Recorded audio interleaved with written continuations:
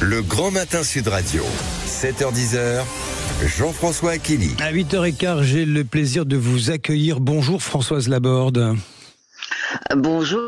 Heureux de vous retrouver ce matin, Françoise, journaliste, ancienne membre du CSA Françoise Laborde qui est en lien avec nous et qui va nous revenir, on va la rappeler. Je tiens à préciser quand même la chose suivante concernant la mort du streamer français Raphaël Graven, vous savez, Jean Portmanov.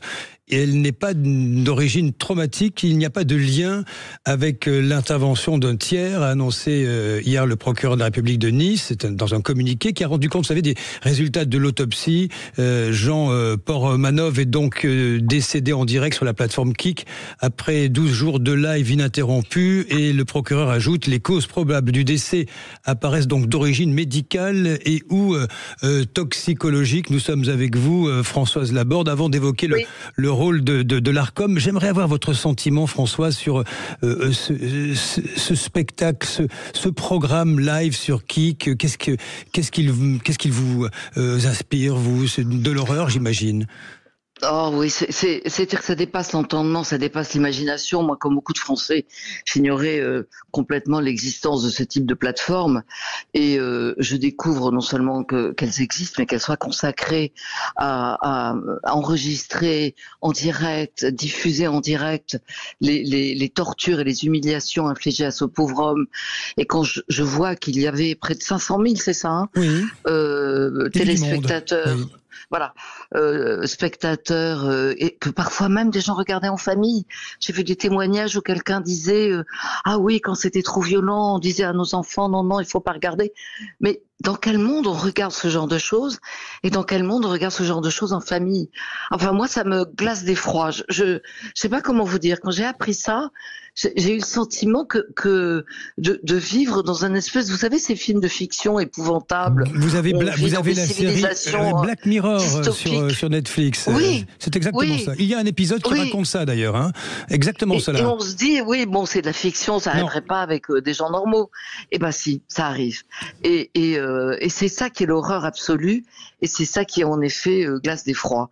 Et j'ai évidemment une pensée pour ce pauvre homme et sa famille et sa maman et ses proches qui doivent être absolument désespérés de ne pas pouvoir avoir pu l'enlever des griffes de ces êtres malfaisants. Et j'espère que... Oui, allez-y Françoise, allez-y. Oui. Non, j'espère qu'ils seront poursuivis et condamnés, parce que on peut pas faire ça impunément. J'entendais les avocats qui disaient oui, mais l'autopsie montre que non, mais parce que ce n'est pas le sujet, Françoise Laborde. Ça a été dit par la procureure.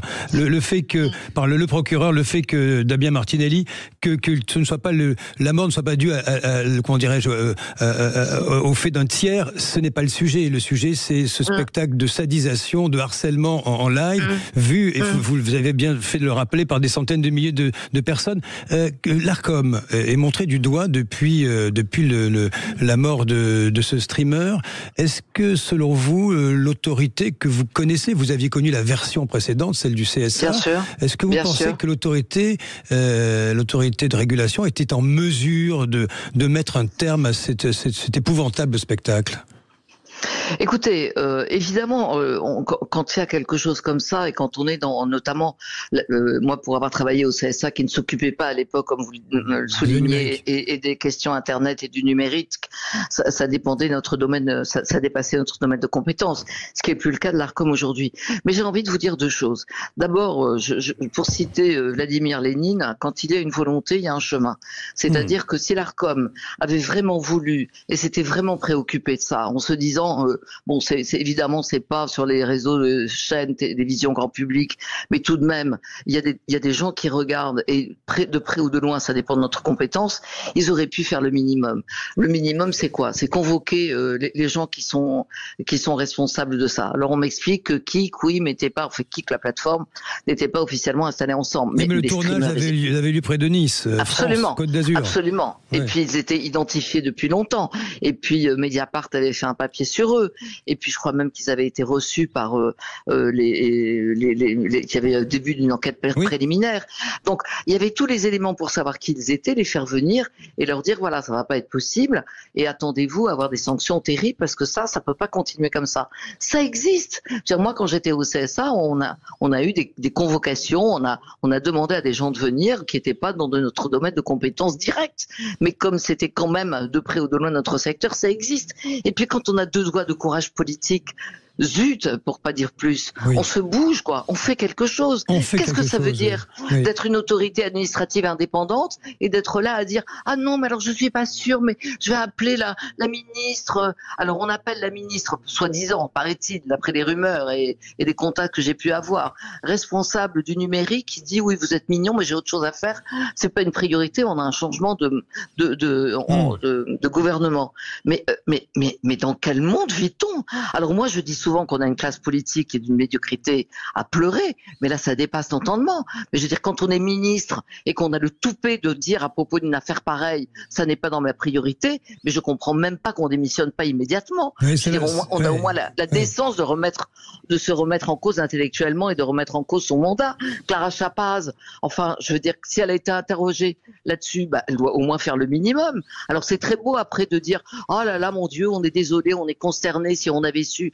Oui, si on avait su, mais être politique, être responsable politique, c'est précisément ça. C'est-à-dire avoir le courage politique de prendre des décisions et puis à un moment donné d'anticiper. Parce que si on est juste là après pour faire des communiqués de désolation, il vaut mieux qu'on reste chez soi. Il est trop tard. Et c'est honteux, Et le fait de dire oui, mais je sais pas si j'étais complètement compétent.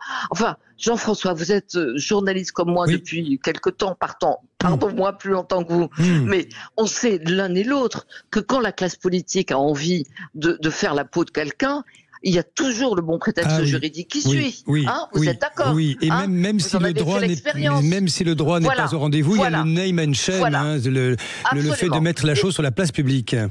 Absolument. Et le droit, si je puis dire, est suffisamment tordu pour qu'on trouve toujours des bons artifices de droit pour expliquer qu'on est compétent et que ça peut pas aller. Et en plus, quand l'ARCOM montre du doigt et pointe une activité, un groupe quelconque, ça donne déjà une indication. C'est-à-dire que ça indique déjà que ça n'est pas possible. On ne peut pas faire des choses pareilles. Donc c'est ça qui est absolument épouvantable. Et puis si l'ARCOM n'était pas compétente, l'ARCOM n'avait qu'à saisir le juge administratif ou le juge judiciaire ou le juge. Je veux dire, c'est son rôle. À quoi ça sert d'avoir une autorité administrative indépendante si c'est uniquement pour compter les temps de parole des politiques? Merci. On est le dernier pays au monde à faire. Ça a le mérite de la clarté. Non, pas pardon, au contraire. Merci à vous, Françoise Laborde. Merci pour ce regard très important. Il pouvait arrêter ça. Il pouvait le faire. Merci Françoise Laborde. Je rappelle, vous êtes journaliste, ma chère consoeur, et ancienne membre du CSA, la V1 de l'ARCOM, sans le numérique à l'époque. Merci pour ce regard ce matin.